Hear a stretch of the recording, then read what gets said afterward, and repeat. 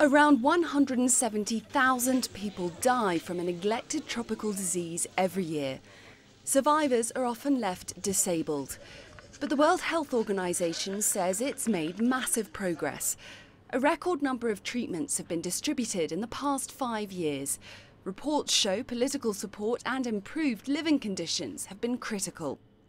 In 2015, 1 billion people were treated for a neglected tropical disease.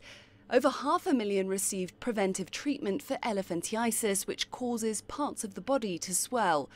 More than 110 million were treated for river blindness.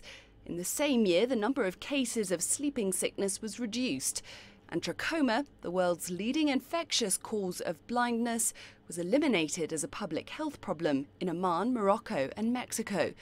In 2016, only 25 cases of guinea worm disease were reported, putting eradication well within reach.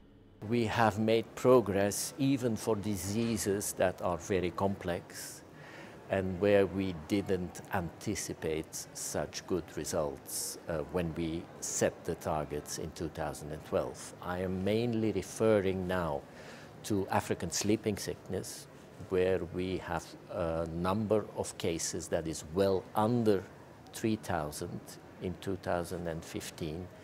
And here we are ahead of our targets. Experts say neglected tropical diseases are inextricably linked to poverty.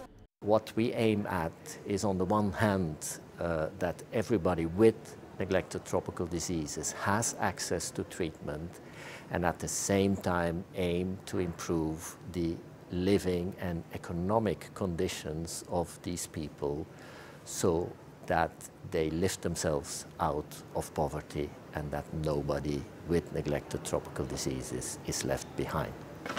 In 2012, WHO members pledged to control or eliminate 10 neglected tropical diseases, including guinea worm, river blindness and trachoma, by 2020. Clementine, Logan, CGTN.